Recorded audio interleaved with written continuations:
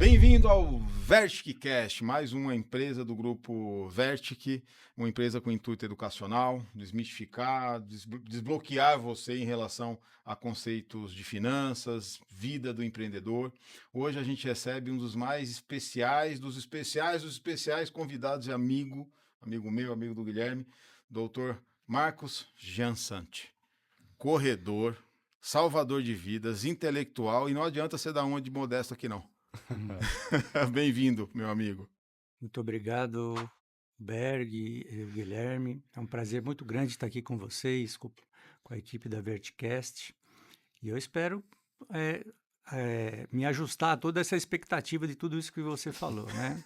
Mais da metade é mentira, mas a gente vamos dar um jeito. Você acertou o nome, já foi um bom começo, né? Já começou bem. Quase 10 anos de relacionamento, eu não acerto o nome do cara ainda. Tá Afinal de certo. contas, salvou tua mãe, né? Eu, É o minha mínimo. mãe, vocês saberem, quem me conhece sabe, eu tinha 50 quilos a mais, tá? O doutor fez primeiro um trabalho psicológico, eu queria que você falasse sobre isso, assim, antes de mais nada. O processo do bariátrico, né? O processo da cirurgia bariátrica não é um processo científico só, não é só um processo físico. Eu passei com você um processo psicológico, de entendimento, né? Eu queria que você explanasse um pouquinho, antes e depois. Na verdade, a obesidade é uma doença multifatorial, né? Ela é uma doença, se fosse um fator só, quer dizer, você corrigiria determinado fator e você teria o controle da doença, né? Por que uma pessoa passa a vida inteira sem conseguir ter um sucesso? É porque tem múltiplos fatores que fazem com que a doença exista. Metabólico, genético, neurohormonal. Mas tem o calcanhar de Aquiles, que eu tenho até um livro publicado sobre esse tema, né? Cirurgia bariátrica por diabetes, um guia completo.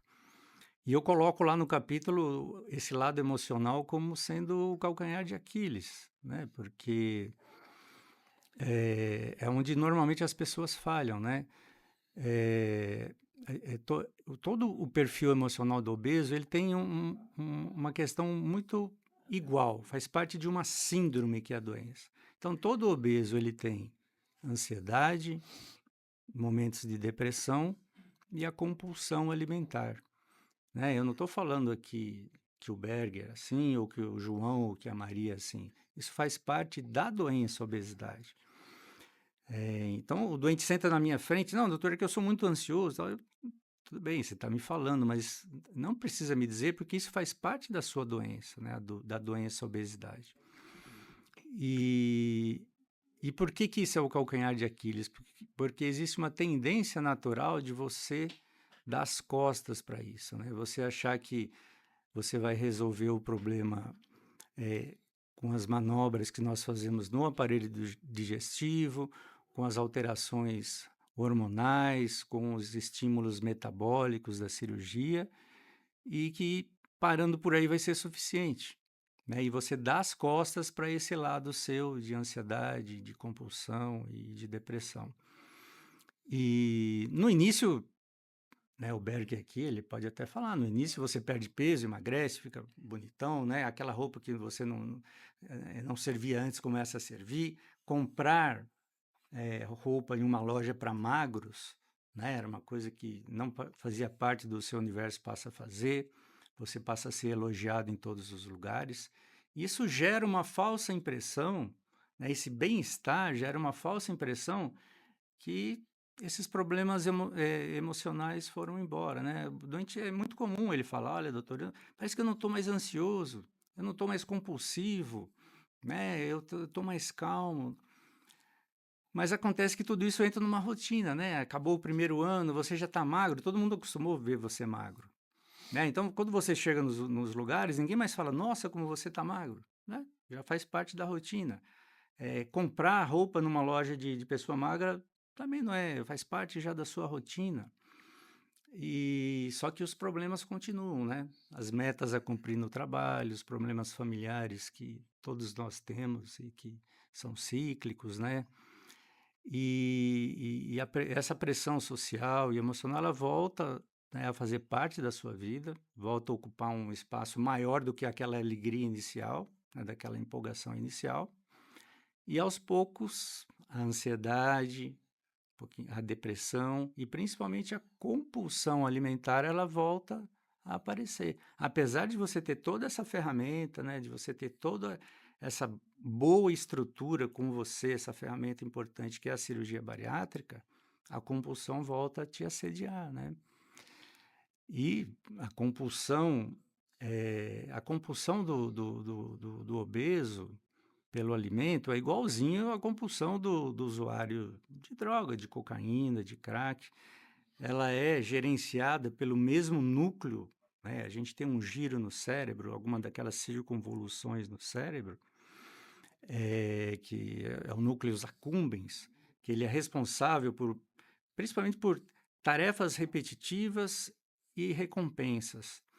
Então a gente chega por volta de meio-dia, eu tenho fome. Por quê? Porque o teu cérebro já foi condicionado, ele já sabe que por volta de meio-dia e tal, então ele vai procurar aquela repetição daquele processo para te dar recompensa.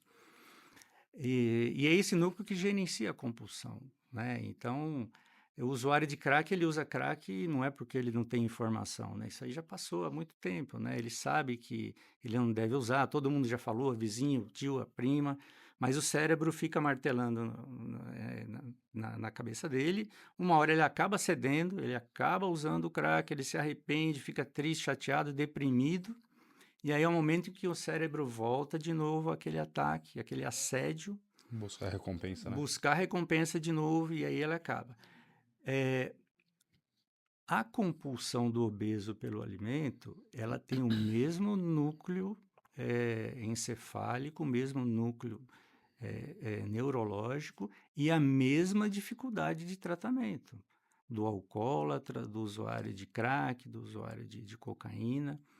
E é por isso que, né, eu chamo de calcanhar de Aquiles. Então, você não pode simplesmente fazer a cirurgia, achar que o assunto está resolvido e dar as costas para esse lado emocional, né? Essa é uma coisa muito importante. Agora, como cuidar desse lado emocional? Aí, né, não existe uma fórmula mágica, né? Eu acho que você pode fazer acupuntura, você pode usar o esporte como uma forma de desviar essa compulsão para um lado positivo. Você pode fazer a terapia com o psicólogo, com o psiquiatra. O uso de medicações anticompulsivas é muito importante também, né? Tem pessoas que têm um nível elevadíssimo de compulsão e vão ter que usar remédios por resto da vida. Tem pessoas que vão oscilar conforme o tônus do mercado financeiro ou as metas no trabalho. Então, ela vai poder usar essa medicação de uma maneira intermitente. Mulheres descompensam na TPM, ela pode usar durante esse período. Então, e tem pessoas que não vão precisar usar essas medicações, mas se for necessário, né, não ter preconceito em relação a isso. Aproveitando o tema, a questão do ganho de peso, né? Será que, não, poxa, mas eu conheço obesos que voltaram a ganhar peso, né? Dificilmente ele ganha peso, ele volta a ganhar aquilo que ele tinha antes, né? Ele tinha 160, ele abaixou para 70, mas agora ele está com 90. Mas isso não é uma derrota, né? Ele tinha 160, estava diabético, hipertenso, sem os joelhos, sem a coluna. Agora ele está com 80, mas ele tem saúde, né? Então isso não é uma derrota. Mas como voltar para aquele... Eu quero voltar para aquele começo ali que eu estava com 70 quilos, né? E hoje eu tenho feito um trabalho, né, na nossa clínica, na DB Saúde, com o Rogério, com o Marcelo. É muito difícil você destruir a compulsão, né? Ela é uma característica do cérebro, né? Então, desviar para uma coisa positiva que é o esporte, né? Então, hoje eu tenho trabalhado muito na cabeça dos meus pacientes, né? Seja um cara chato, compulsivo do esporte, né? Aquele cara que vai na academia todo dia e aí você vai conversar com ele só vai falar da academia, ou o cara que pedala, né? Ele adora pedalar, ele fica viciado em pedalar, tudo para ele, qualquer assunto que ele tem é a respeito de O pedalar. eixo central é o pedal, né? Então, assim, Você corre, para dar exemplo. exato. Você, Marcelo. Eu sou um corredor, né? Eu faço isso há mais de 20 anos. Eu corro na rua. Chego em casa, põe shorts, um tênis e corro na rua. Isso é uma forma de compulsão. Então, de repente, você não precisa destruir a sua compulsão, que vai ser uma tarefa muito mais difícil, mas você vai transformá-la, vai focá-la em um lado importante que vai te trazer saúde, vai te trazer benefício, né? E, por incrível que pareça, tem dado resultado, viu? Nós temos aí pessoas pedalando, pessoas correndo, pessoas fazendo as mais variadas formas de esporte, desviando a sua compulsão para um lado bom e voltando a perder peso, voltando a ter uma performance muito interessante. Uma vida ativa. Uma Isso vida, que é uma mais vida importante, ativa, assim. saudável, é isso. A Você gente vê. até comentou recentemente, né, com o Gui, que foi um convidado que teve aqui conosco recentemente. Ele é um mestre do jiu-jitsu do Marx, um cara bem voltado para o esporte também, com uma história maravilhosa, linda, assim, um cara muito voltado para a sociedade, o educacional e o social na área dele.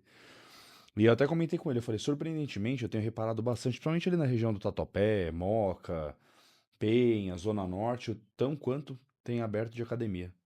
Como expandiu a rede de academia. Exatamente, eu acho que isso é um. A gente está aqui, nós estamos conversando aqui primariamente sobre negócios, empreendedorismo, né? Isso é uma outra alavanca, né? Quer dizer, você tem uma sociedade. A civilização trouxe muita coisa interessante para nós, mas trouxe muitos estímulos que são a mais para o nosso cérebro, né? Que eles são demais, estímulos sonoros, estímulos luminosos, demandas que a gente não está acostumado. Isso aumentou o nível de estresse, o nível de ansiedade. E, na verdade, acaba se transformando o quê? Mais um nicho. Para quem é empreendedor, isso é um nicho, né? Esse é um mercado a ser desenvolvido. É por isso que você hoje tem em todos os lugares abrindo clínicas de pilates, que é uma excelente terapêutica para você tratar tudo isso. A academia, onde você vai lá, puxar ferro, fazer as suas coisas, conversar com o seu personal, trocar ideias. Tem as academias de jiu-jitsu e de artes marciais. Perto da minha casa, ali no Tatuapé, tem uma academia de Krav Maga, que é aquela arte marcial desenvolvida total. em Israel, né? Pelo Mossad, se eu não me engano, pelo Mossad. Então, você vê esse link, né? São aspectos, entre aspas, que podem ser um pouco negativos para a sociedade com o desenvolvimento da civilização, que criam ofertas, né? Que criam nichos de trabalho, de empreendimento para outras pessoas, né? Isso é muito interessante, né? Isso é uma coisa para quem enxerga, né? Esse gancho foi isso que você faz hoje. Você é um empreendedor, você é sócio ali, fundador da DB Saúde com o Rogério, com o Marcelo. Aliás, o Rogério eu conheço bem, pessoa sensacional. E no começo da tua carreira, 9 anos de quase funcionário público. Até uma hora, você me falou algumas vezes, você pensou, pô, peraí, estudei, me formei, dentista, depois medicina, cirurgia geral, e eu não vou fazer nada diferente, nada contra, gente, quem tem uma carreira de executivo ali numa empresa ou numa carreira pública, não é isso. Mas o doutor, ele teve essa picada do empreendedor. O empreendedor não é alguém que quer ganhar dinheiro acima de tudo, não é isso só, tá? Todo mundo quer, ninguém aqui odeia dinheiro, né? A questão não é essa, a questão é fazer algo diferente. E eu vejo hoje um médico falando de medidas totalmente preventivas à obesidade. E você vende um método para cuidar dessa obesidade. Você podia não falar de nada preventivo. Vem cá, eu te opero e vamos embora. E não. Então, é isso que fez você abrir mão de uma carreira de executivo, numa rede, ou num hospital grande, ou no funcionalismo público, para empreender também. Eu acho que sim, né? Eu acho que, como eu falei, que tem algumas circunvoluções no cérebro que tem essa questão de algumas patologias, né? E de aspectos emocionais. Provavelmente nós temos algum núcleo ali que traz esse viés de empreendedorismo, né? De você não se sentir satisfeito, né, como funcionário, com as limitações de não ter o próprio negócio, de não gerenciar as pessoas da maneira como você deseja, né? E eu acho que foi tudo isso que me inspirou, realmente. Eu fiz a faculdade de odontologia, logo a seguir, trabalhando como dentista, eu consegui pagar a minha faculdade de medicina, né? Então isso já foi uma coisa importante. Eu poderia ter desistido do curso. Eu vejo hoje muitos jovens, né? Começa direito, aí larga, aí começa outro, larga. Ah, mas eu não encontrei ainda aquilo que eu preciso, né? Mas a vida não é um conto de fadas, né? A gente nem sempre encontra, porque geralmente a gente coloca o nosso objetivo no lugar onde a gente não está, né? Por isso que a gente não acha, né? Então, quando eu percebi que a odontologia não era a minha praia, eu poderia ter abandonado no segundo ano, né? Mas eu enxerguei de uma outra forma. Eu falei, não, isso é uma profissão, isso agrega valor à minha pessoa. Então, eu terminei o curso de odontologia, eu tinha uma profissão, eu tinha um emprego, eu tinha uma fonte de renda.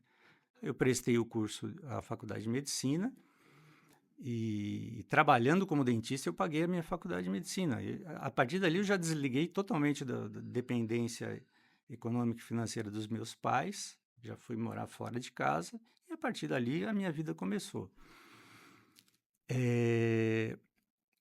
Existe um certo formato para quem se forma, assim, para quem faz o curso de medicina ou de odontologia, que é ser funcionário público, né? Parece que você já vai recebendo uma orientação, né? Quando você terminar, olha, você vai prestar o concurso na prefeitura. Quando você terminar, você vai prestar o concurso no estado, né? Então,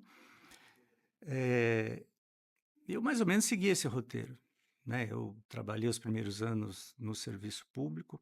Quando eu terminei a residência de medicina, eu fui fazer o aprendizado em cirurgia, a residência em cirurgia geral e do aparelho digestivo. Eu fui no hospital público, né? Na verdade, a Irmandade de Santa Marcelina que tinha um vínculo com o SUS. Basicamente, um hospital do SUS, prestava serviço para o SUS. Que eu ainda acho que são os melhores lugares para aprendizado, né? É um Vietnã por dia. Os maiores desafios, né? São os vários desafios. A gente tinha uma carga de trabalho muito intensa, uma carga de aprendizado muito intensa. Nós tínhamos pessoas incrivelmente bem formadas, né? Os médicos, né, mais antigos. Eu tenho o Dr. Jorge Isaac, que fundador de uma escola cirúrgica fantástica ali no Santa Marcelina, o Dr. Adnan, pessoas que eram referências para nós de formação médica, né? E terminando a residência lá, né, acabei sendo convidado para continuar lá, tive uma carreira escalei muito rápido uma carreira no Santa Marcelina, né, cheguei a um posto até alto, assim, de uma liderança muito grande lá. Trabalhei quase 10 anos lá, mas eu senti essa falta, né, essa questão de não ter esse vínculo de resposta. Eu queria ter o meu próprio negócio. Vocês vão me corrigindo se eu estiver falando demais. Mas é isso. É isso. Acho que é até a liberdade da tomada de decisão, né?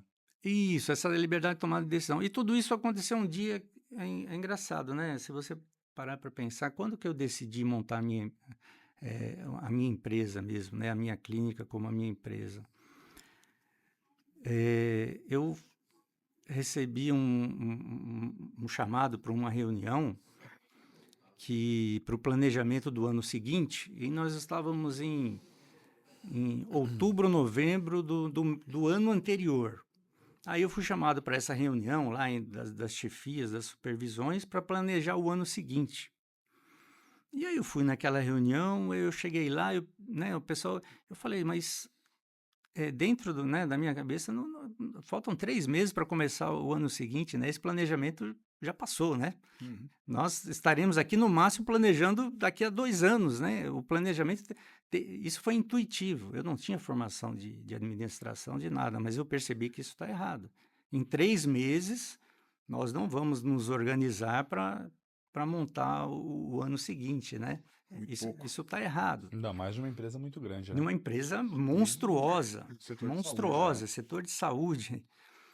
E ali eu percebi que, né, eu teria que assumir esse comando daquilo que eu acho que é o meu negócio, né? A seguir, foi até o Rogério, foi engraçado as coisas acontecem, né? No mundo do empreendedor, acho que tudo vem mais ou menos, né?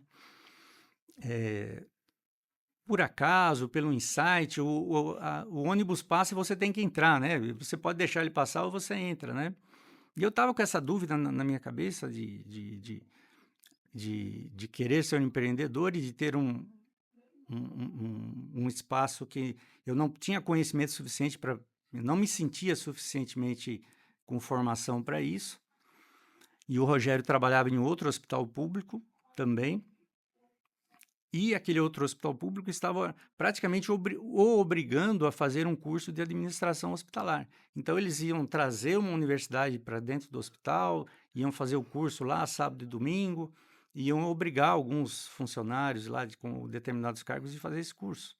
E ele estava lá reclamando da vida. Putz, eu vou ter que fazer isso, tal, né? Tal. E eu falei, Rogério, vai ser gratuito para vocês, né? Ele falou, mas eu tenho que ir e tal. Eu falei, mas quanto que eles cobram para eu ir lá fazer? Eu pago para poder fazer esse curso lá com vocês, né? Ele falou assim, mas eu não estou querendo fazer de graça, você está querendo pagar? Eu falei, não, eu pago. É um momento, né, Berg e Guilherme? Você, sei lá, é um insight que eu tive e de repente aparece essa oportunidade. E de fato eu fiz isso, eu paguei. Fui lá, fiz o curso de administração. Para o empreendedor, ele não te dá a base total, né? Não te dá a base completa, né? O curso, todos os cursos são limitados, né? Na sua essência. Mas aí vem outras coisas, né? Outro dia, naquele curso, eu tive uma aula espetacular. Foi um cara lá e deu uma aula fantástica. E ele estava com um livrinho embaixo do braço, andando para cima e para baixo, né? Aí, quando deu intervalo para o almoço, né, eu falei, se esse cara falou essa enormidade, falou essas coisas tão interessantes, deixa eu ver o que ele está lendo, né? Aí eu fui lá ver, ele estava lendo Peter Drucker, né? Peter Drucker é o pai da administração moderna, né? E eu nunca tinha ouvido falar, mas eu falei, mas se esse cara bom, tá lendo esse cara aqui, esse cara deve ser bom. E aí eu fui atrás de toda a literatura do Peter Drucker e praticamente ele foi o meu guru, como autodidata, né? Lendo Peter Drucker, o homem, a administração, a sociedade. Então, acho que essas coisas são muito importantes, né? E você vai tirando o conhecimento, não de uma maneira tão formal, né? O professor falou, eu anotei, eu estudei. Isso também existe, mas isso nunca funcionou muito bem no meu cérebro, né? As coisas que eu faço, elas vêm de uma mistura aí, de uma coisa... Instinto também. Um instinto, isso é muito... Fome intelectual. E eu acho que aí, então estávamos lá, eu, Marcelo e o Rogério, né? 3 pessoas que tinham um pensamento muito similar, né? Essa vontade. Inocentemente, eu tinha na época, eles começaram a montar um serviço privado e para atendimento de convênios dentro, separado do SUS, e eu comecei também a gerenciar esse processo.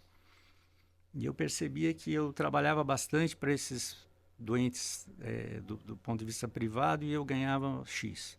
Aí eu trabalhava mais ainda, no outro mês eu ganhava o mesmo X. Aí no terceiro mês, mesmo X. E um dia eu pedi para ver, né, os demonstrativos, abrir a planilha e tal. Eles inocentemente fizeram isso, né? Aí eu vi o valor que eu arrecadava para o hospital e aquilo que era repassado para mim, né? Aí foi o segundo momento, assim, eu falei, não, isso aqui sou eu que produzo, né? Sou eu que faço, sou eu que gero as pessoas. Apesar de ter um nome, a instituição ter um nome, as pessoas, elas já vêm aqui me procurar. Então... Capacidade era tua de gerar recurso, né? Isso, quem estava gerando aquele recurso era eu e aquele recurso, 90% estava sendo retido para a instituição. Eu falei, não, eu vou montar a minha lojinha aqui do lado, só que quem vai ter esse recurso sou eu, né? Então, talvez o meu primeiro desafio montando a clínica DB Saúde, eu, Rogério e Marcelo, era superar o movimento do nosso vizinho ali do lado, né? E muito precocemente a gente conseguiu superar isso, né? tua profissão. É exatamente a nossa profissão. A diferença é do bisturi para caneta. Por quê? Exato. No final das contas, a gente passou isso em bancos, no geral, bancos grandes. Você não chega de manhã no banco e fala, vou conversar com 10 clientes hoje, eu vou fazer um processo de planejamento para ele, vamos ver se o filho dele quer estudar fora, vamos ver se ele quer se aposentar daqui a 10 anos. Não é assim. A gente chega lá e ok, de novo, quem segue essa carreira bacana, mas você tem, é o dia de vender o copo. É o dia de vender o copo, eu preciso vender 100 copos e a minha cota eu vou descarregar em você e em outro e vamos embora. O médico, a gente conversou muito sobre o SUS. De forma alguma a gente quer desmerecer o serviço, né? Existe um viés social ali, mas o SUS não atende. As grandes empresas, as grandes redes de hospital também não é a mesma coisa de você ter um médico da família. Da mesma forma os bancos, não é a mesma coisa de você ter o assessor, o consultor da tua família que cuida dos teus filhos, teus netos, do teu testamento, do teu processo de Na tua inventário. casa, né? Na Não tua é a mesma empresa. coisa. Acho que foi isso que conectou até a gente mesmo como amigo, assim, essa inquietação de pensar, será que eu não posso prestar um serviço melhor de forma customizada por conta? Aí sim a gente monta uma estrutura e vai atender o cliente. Eu acho que vocês pensaram a mesma coisa, você, Rogério e Marcelo, porque hoje eu sou teu paciente e é um negócio absurdamente de qualidade. Você sabe quem são meus familiares, meus amigos, meu nome do cachorro, da minha esposa. Isso não tem preço. E aí, vindo para hoje, mas voltando lá 25 anos atrás, é isso, no final. Não, é totalmente isso. Tem tudo a ver, né? São trajetórias muito semelhantes, né? E em relação a você trabalhar no SUS também, eu gosto muito da escola austríaca de economia. Estou fazendo uma pós-graduação em escola austríaca de economia, filosofia, direito. Você é médico, dentista. Aí você Isso. está fazendo o quê? Uma pós-graduação em economia. Por isso que eu sou teu Economia fã. pela Explica escola esse negócio pra austríaca, nós. no Instituto Mises. Mas eu falei isso porque existem coisas que são vocação do Estado e existem coisas que não devem ser, né? A economia austríaca ela tem essa característica, né? Com Mises, com Hayek, que o Estado ele tem que ter nada ou uma presença mínima, né? E o SUS é uma prova viva disso, né? Nós, através de um direito impositivo, né? A gente cria leis, né? Tá lá na Constituição que a saúde é um direito de todos e um dever do Estado. Isso não é uma lei natural, né? Isso não é uma lei que vem que a civilização, que o homem desenvolveu sobre a moral, sobre a ética, sobre os costumes, como as coisas se desenvolveram e fluíram da melhor maneira possível, e aí houve uma ordem espontânea que construiu a sociedade e que cria regras. Essas regras, primeiro ela cria hábitos, depois esses hábitos viram, de certa forma, algumas regras, e essas regras podem evoluir de uma maneira quase que orgânica por uma lei, né? A gente não quer viver num mundo sem leis, mas as leis têm que ter uma origem mais ou menos natural, que elas são factíveis. Você escrever no papel que a saúde é um direito do cidadão e uma obrigação do Estado é muito simples, porque você só escreveu, né?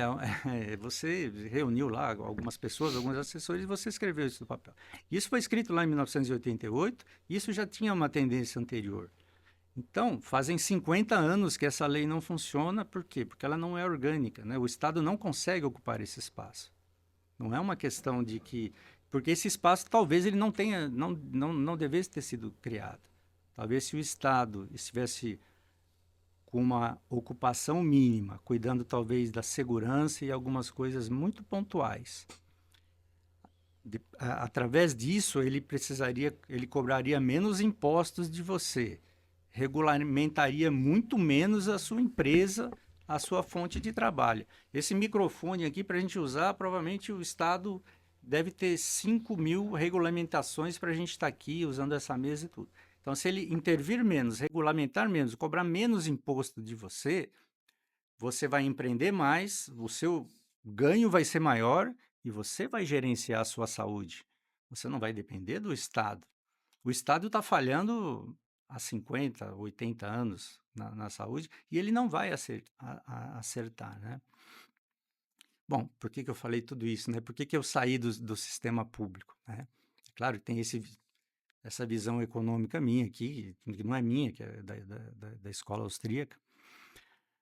Mas eu saí porque eu percebi que toda vez que eu estava lá dando um plantão ou participando de alguma cirurgia ou fazendo algum atendimento em um ambiente precário, um ambiente que não tinha condição de dar o que o paciente merecia, que não tinha condição de oferecer o tratamento correto, que o ambiente não era digno nem para ele, paciente, nem para mim como médico.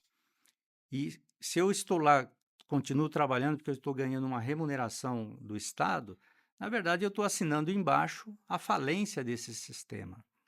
Né? Não é que eu estou assinando a receita. A minha presença lá como funcionário, eu estou avalizando tudo isso que está errado, né? Estou sendo avalista Participando desse processo errado. Então, isso não foi uma característica minha, do Marcelo e do Rogério, e a gente resolveu parar de assinar embaixo de nos comprometer com essa falência do Estado e que a gente faria isso na nossa própria clínica, na nossa própria empresa, né?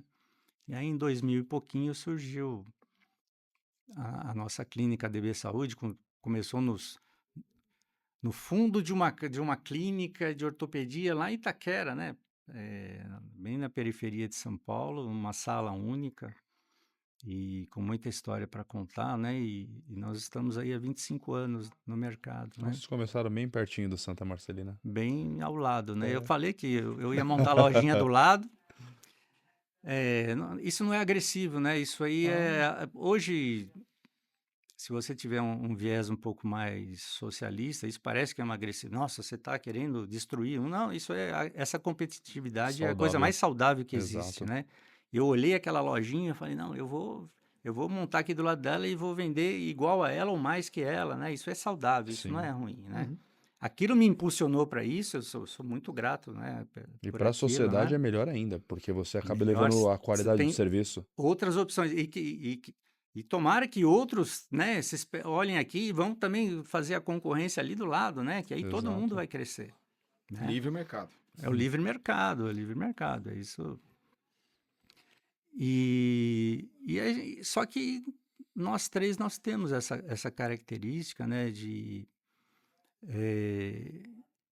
ser o paciente, mas também ser um amigo, né? Conhecer a história pessoal, conhecer a história da família, do cachorro, do como é que as coisas foram, de ter uma empatia muito grande. Porque se você parar para pensar, vocês fazem isso na Vertic, né? Muito. Quer dizer, você está lá fazendo uma consultoria porque você conhece o perfil da esposa, do teu cliente, aquilo que vai valorizar o que ele fez para a esposa dele, vai tornar a esposa feliz, ele feliz, a família vai entrar num círculo virtuoso ali Exato. de conquistas, né? A medicina ela só tem sentido quando ela tem esses mesmos valores, né? Se você não tiver tempo suficiente durante uma consulta, que ele está uma dor de estômago, né? Se você não tiver tempo suficiente para conversar com ele, como é que ele está, como é que está a sua família, quais são os seus problemas. Olha, eu já dei o remedinho aqui, a gente já fez isso, mas não melhorou. Tem alguma coisa que está fora desse, né? O que está acontecendo com você, né? Você está passando por um processo um pouco diferente, né? E aí você descobre que tem outros problemas que estão causando aquilo, né? Que você não achou ali do ponto de vista de investigação orgânica, porque, né, é um processo Consultivo. emocional que ele está passando, inclusive. Então, a gente tem essa abertura total, né? O Berg é meu paciente, meu amigo, eu estou aqui, a gente está aqui conversando, né? Então, essa forma de trabalhar dessa maneira. E aí acontece o que aconteceu com ele, né? Quer dizer, eu operei ele, depois a mãe, depois o amigo. Amigo. Então, Outro dia eu fui num casamento, tem uma família muito interessante, eles são muito bem-humorados e muito engraçados, né? E nós tiramos uma foto, tinha umas 12 ou 13 pessoas da família que eu havia operado, né? Então, no casamento, fizemos lá a foto lá de todos os operados. E isso já tem uns 3, 4 anos, já aumentou, né? E existem muito mais pessoas da Foto dos família que nós já operados. operamos, né? Então, esse vínculo pessoal, esse vínculo é a parte gostosa da medicina, né? É. Se eu puder dar um conselho para os médicos mais jovens, né, é que esse é o lado bom, né? Esse lado humano é a melhor recompensa da medicina, né? Se você abrir mão disso, você vai virar um burocrata, né? Então, se você simplesmente preencher lá nos xizinhos lá nos sistemas os sintomas, aquilo que você está vendo e a inteligência artificial ou o sistema te derem o diagnóstico, você acabou de perder o filé mignon da medicina, né? Porque A humanização. a humanização e o prazer do médico em fechar um diagnóstico, isso é uma coisa que está sendo esquecido, né? Quando eu era estudante ainda na faculdade, a gente às vezes se debruçava com poucas coisas, uma semana em cima de um doente lá, para tentar entender o que estava acontecendo e qual era a doença desse paciente. Quando a gente conseguia fechar o diagnóstico, era um motivo de comemoração, era uma festa. A gente ia para o bar beber para comemorar porque a gente conseguia ter feito um diagnóstico. Então, isso é uma. Quando o checklist lá, você só preencheu e ele te deu o diagnóstico, você perdeu essa fonte de prazer, né? Isso é como fazer um gol numa partida de futebol, é como, né? É o grande objetivo final, é você também fazer esse diagnóstico, isso te dá muito prazer. E os jovens estão perdendo isso, né? Eles estão perdendo isso para a máquina, para falta de tempo, para correria, né? Então, Esse tato, né, de ser humano. exatamente, o Sherlock Holmes, né? Você vai lá, investigou, às vezes 90% do que o paciente tem chega através do que ele fala, né? 8 a 10% são exames que você faz, né? Então, às vezes você faz o exame, às vezes até o que hoje em dia o paciente quer, ou para comprovar uma coisa que você já sabe, né? Mas só de ouvir o que ele está falando, da maneira como ele está respirando, da maneira como ele está se comportando, sentado, a posição dele, no telefone, né, o paciente me liga, é um pós-operatório e tal, eu falo, você atende o telefone, eu já fico mais tranquilo ou eu fico mais preocupado, né? Por quê? Porque ele está articulando. Se ele está articulando as frases tranquilamente, se a voz dele está cheia, se o ritmo respiratório dele está correto, eu já sei que ele está bem, né? Ele deve estar com uma dorzinha aqui, alguma coisa que Um eu vou resolver, desconforto, né? mas isso faz parte da experiência, da vivência e de aproveitar aquilo que o doente tem para você, né? Ah, não, vai lá, não, não, vai lá no pronto-socorro, faz uma tomografia, faz isso, não, não. Muito antes disso, só das primeiras frases do paciente, eu já percebi mais ou menos o que ele tem e já consigo conduzir o processo, né? Eu acho que esse é o filé mignon da medicina. É o real prazer que um médico tem em conseguir agir dessa forma. E é o benefício maior que o médico pode dar para o paciente em transmitir isso para ele na forma de conforto, de carinho e de dedicação. Quando você abre mão disso, transformando a saúde em um modus corporativo, não tenho nada contra, mas você comeu a casca e jogou a banana fora, né? Esse Ao lado contrário. pessoal, ele é o mais importante da medicina. Que, assim, eu estou falando, mas eu acho que se reflete muito na empresa de vocês, né? Reflete. Nessa Tem maneira de conduzir todo. Nós somos pacientes que temos a nossa doença, é o Estado, né? Nos roubando através dos impostos, são as criações dos fundos de investimento que se ele está te pagando uma taxa alta porque ele vai te cobrar lá na frente na forma de inflação, né? Se ele está te oferecendo uma taxa alta hoje para você comprar um produto dele, do próprio Estado, do Tesouro, você pode ter certeza, porque ele está com a corda no pescoço, por isso que o título dele está valorizado, e aí você compra e fica contente, está valorizando aqui, está valorizando, mas lá na frente ele vai emitir dinheiro, ele vai gerar inflação, lá na frente ele vai comer o benefício que Tem um você ajuste tinha. futuro, né? Vai ter um ajuste futuro, essa conta É ilusão. não tem jantar de graça, né? Não tem. O Marx, como teu fã, ele comenta bastante ao teu respeito. Eu tinha até curiosidade de conhecer, mas principalmente do DNA que vocês têm hoje na clínica, o senhor que atende ele diretamente, que é o que a gente prega na empresa. Hoje a gente, apesar de atuar como um escritório de assessoria, no mundo dos investimentos, fala muito de números, mas a gente faz uma parte muito mais humana do que exata. A gente trabalha muito mais a psicologia financeira. E como o propósito de vocês lá atrás foi sair de um sistema para poder levar mais qualidade, mais transparência, mais eficiência para o cliente final, esse foi o nosso mesmo movimento em sairmos juntos de uma grande instituição financeira no pico da nossa carreira, bem jovens. No momento de promoção, a gente larga tudo, dá um passo até para trás para o âmbito financeiro, mas com um campo de visão totalmente amplo, deixando de ser míope e ter um campo de visão muito amplo do que a gente conseguiria agregar, principalmente no ciclo familiar do cliente. A gente até brinca bastante que na época do banco a maior dor nossa era o quê? Poxa, eu cuido dos investimentos do meu cliente, mas o que é o maior sonho de uma família? Na maioria das vezes é um imóvel.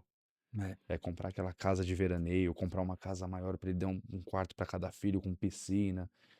Aquilo de fato é o que sustenta o que ele se esforça durante toda a semana, ou o resultado empresarial dele, e a gente não participava.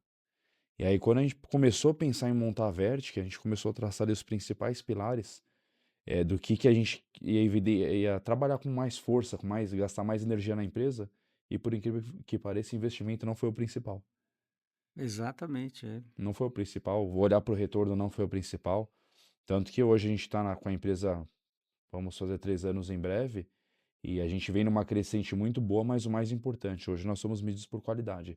O nosso índice de qualidade hoje, dentre os nossos concorrentes, mas parceiros ao mesmo tempo, é um dos maiores da rede. Então, a gente tem um nível muito próximo a 100% de qualidade. Eu estava comentando com o Berg, eu não sei em qual foi o momento em que essas coisas mudaram, né? Mas a economia, ela não é uma ciência exata, não é uma ciência de números, né? A economia é uma ciência social. Em um determinado momento, na metade do século passado, até no começo do século passado, isso se perdeu. Sim. Né? O mainstream da economia foi para matemática financeira. E pensar a sociedade, como você falou, pensar a família, pensar o que é melhor, qual a resposta que um indivíduo vai ter, isso foi sequestrado para outras áreas, né? Não, isso passou a ser um direito e um privilégio da sociologia, da antropologia, da filosofia. Né? Isso foi sequestrado, foi retirado da economia, né? Sobrando só o mercado financeiro, operações de mercado financeiro. Economista é um operador de mercado financeiro, né? E eu acho que isso foi o que determinava essa frustração de vocês, né? Quer dizer, não é só isso que você quer ser, Exato. né? Então, de certa forma, um modo de pensar mais socialista, mais de esquerda, fez com que isso fosse retirado da economia, né? Foi retirado da contabilidade. Se fosse colocado em caixinhas diferentes, né? Exato. Contabilidade é uma ciência social. Ela, através dos números, ela vai tentar proteger o seu patrimônio, mas proteger o seu patrimônio como uma ciência social. Ela usa números, mas ela é uma ciência social. A economia também, ela usa números, mas a gente não pode esquecer que ela é uma ciência social, que é o que vocês fazem, né? Acho que você saindo do banco, de uma estrutura financeira integral, para tratar o indivíduo como um todo ali, vocês fizeram essa transição de volta para a economia básica, né, para o liberalismo, uma coisa muito bacana. Exato. E assim, assim, tem coisa que acontece depender de religião, mas acho que é coisa que já estava pré-moldada, pré-desenhada, e concordo contigo, é o trem que passa, o ônibus que passa. Se você não entrar, talvez passou tua hora. Exatamente. Então eu tenho que pegar o trem certo. Tanto que a gente acabou decidindo empreender junto, montar uma empresa junto, passamos pelas mesmas instituições, os desconfortos eram os mesmos. E é muito bacana porque quando a gente faz um retrô, mesmo que de curto espaço, 2 anos e meio praticamente, a gente vê o tão quanto a gente trabalha hoje, 12, 14 horas por dia, o tão quanto é prazeroso e o tão quanto mudaram os nossos focos. Não é novidade, mas quem hoje está num regime CLT, independente do cargo, principalmente quando você passa de um cargo gerencial para cima, normalmente teu padrão de vida, de certa forma, acompanha. Então você tem uma programação financeira que aquele recurso ele meio que parcela ali já está comprometido no final do mês. Quando você vai para o mundo do empreendimento, você fica tão interlaçado nas melhorias, nos processos, nas descobertas, que a parte financeira ela praticamente acaba acontecendo de forma orgânica. A gente fala isso bastante até para hoje amigos ainda que estão num sistema CLT de bancos, e às vezes parece até piada. A gente fala, cara, você tem uma capacidade tão boa de gerar recurso que hoje do lado de cá a gente consegue enxergar. Vem aqui para eu te mostrar como que funciona. Porque a minha percepção é que você está deixando dinheiro na mesa. Você tem uma veia empreendedora, porque você toca um negócio em paralelo ao banco, mas ao mesmo tempo você não tem coragem de gerar este recurso que você já gera por uma caixinha que vai retribuir melhor a sociedade e para a tua família. É, exatamente. Eu acho que o empreendedor, ele quer isso. A gente não visa o lucro, né?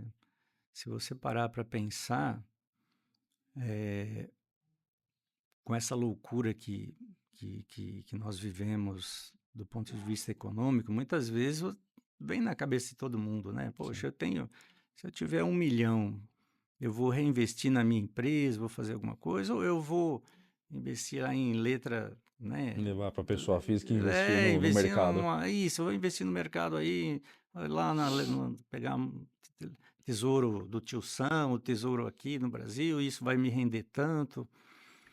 Mas isso não satisfaz, né? Não. Isso não satisfaz. Por que a gente não faz isso? Porque o empreendedor ele gosta de ver o resultado, ele gosta. A minha clínica não é uma empresa grande, mas nós temos lá 6 funcionários e você vê que você oferece a oportunidade desses funcionários de melhorarem o seu padrão de vida, manterem os seus filhos na escola, darem uma projeção de futuro melhor para os filhos deles do que eles tiveram, né? E com o salário que você gerou para eles, ele vai até a padaria, ele compra o seu o pãozinho, ele movimenta o mercado do açougue, do supermercado. Então, isso faz a sociedade rodar. Esse é o prazer do empreendedor, né? Não é ficar milionário, não é, eh, ser uma pessoa que detém o poder do ponto de vista pejorativo, né? O empresário, o empreendedor é aquele que quer ver a sociedade rodar, né? Quer ver o dinheiro rodar, o dinheiro funcionar e trazer o bem-estar para É o todo bem-estar, mundo, exato. né? Se qualquer um de nós aqui, se a gente pensasse do ponto de vista financeiro, você provavelmente já teria como fazer isso, né? Ficar sossegado Exato. e deixar o dinheiro trabalhar um pouquinho, né? Ah, Mas isso não vai acontecer. Eu, com 60 anos, estou começando uma pós-graduação né? Fazendo uma pós-graduação em economia. isso é Né? magnífico.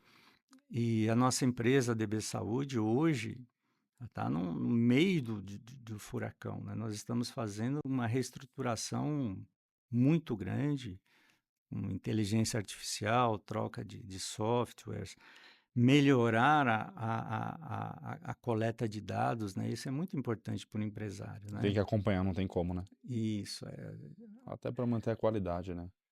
o empreendedor ele tem às vezes essa falha, né? Ele é muito conceitual, ele enxerga muito bem o negócio, ele consegue projetar, ele consegue até ter sucesso, Sim.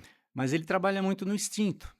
Então, tem que ter aquela pessoa que trabalha mais com o pé no chão, né? E a coleta de dados, você tem que ter dados da sua empresa, né? Você Tem que tem ter que ter amostragens, né?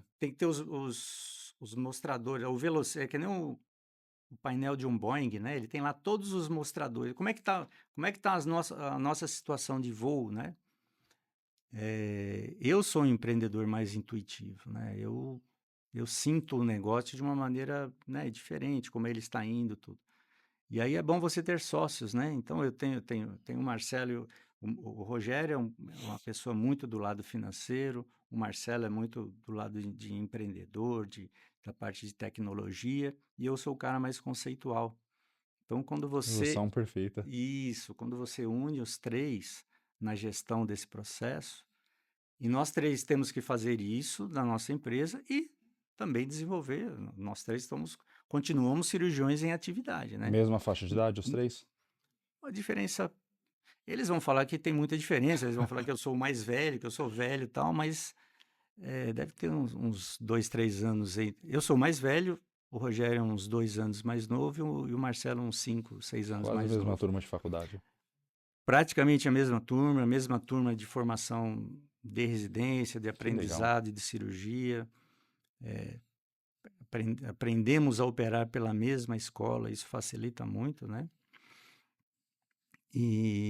Mas essa diferença, respeitar essa diferença É. entre os sócios, ela é parte do sucesso, né?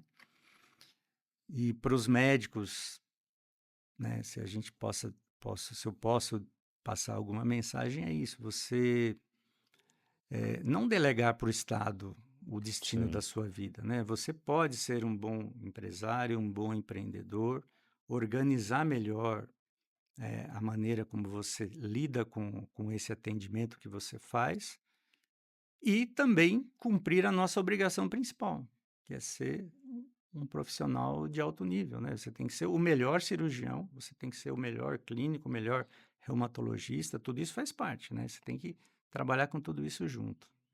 Legal, bacana. Eu tenho estudado de forma bem superficial, mas é algo que me interessa muito, questão de neurociência, principalmente por conta do comportamento humano. Para vocês tem mudado bastante? Sei lá, de repente o ciclo dos últimos 5 anos, comportamento humano, essa disfunção alimentar, problema com sono, que é um dos maiores problemas, né, do presente, talvez do futuro, por conta do alto uso de tecnologia. Como que tem sido essa questão? Olha, eu acho que isso faz parte daquele conceito que eu falei do desenvolvimento da ansiedade, compulsão e depressão e dessa relação com, com, com a organização do mundo civilizado, né? Essa enormidade de estímulos que nós temos, essa enormidade de tecnologia, a possibilidade de ter acesso a informações o tempo todo, né? E antigamente você sabia o que estava acontecendo, você ligava lá no Repórter Esso à noite lá, e tinha lá as notícias do dia. Hoje você tem tudo em tempo integral, né? Fulano caiu aqui, tropeçou ali, o outro foi assaltado. A gente tem acesso a notícias ruins, né? Com muita facilidade. Falar o mundo se tornou mais violento. Talvez não, né? Nada foi mais violento do que o século passado, né? Exato. Nada, nunca houve tanta violência e tanta morte como o século passado. Mas as pessoas, cada um vivia isolada dentro de países regionalmente muito separados, e você tinha que mandar uma carta, você tinha que mandar por telex, né, telégrafo, então você não sabia em tempo integral o que estava acontecendo. Hoje, é claro que existe a violência, existe tudo isso, mas existe também a divulgação disso em tempo integral. Existe um massacre dentro da sua.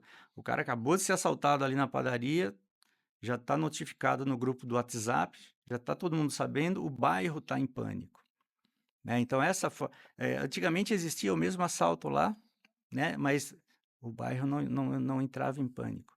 E do ponto de vista da neurociência que você falou, isso traz um prejuízo muito grande para as pessoas, né? Traz uma necessidade de repensar esses processos, traz muita doença, né? Traz muita doença. Cada um tem um órgão-alvo, né? Algum vai desenvolver obesidade, outro vai desenvolver enxaqueca, outro vai ter gastrite crônica, dor de estômago, né? Mas isso realmente é uma fonte geradora de doença, é uma fonte geradora de desconforto, uma queda muito grande de qualidade de vida, né? Você conseguiu morar naquele apartamento que você queria, com a varanda que você queria, com a vista que você queria, e você está triste porque você está sendo massacrado por alguma coisa que você nem sabe direito o que que é, né? Da onde que está vendo da onde que está vindo essa coisa que te dá uma sensação muito ruim? Angústia. Isso Essa tem muito da angústia. filosofia do Kant.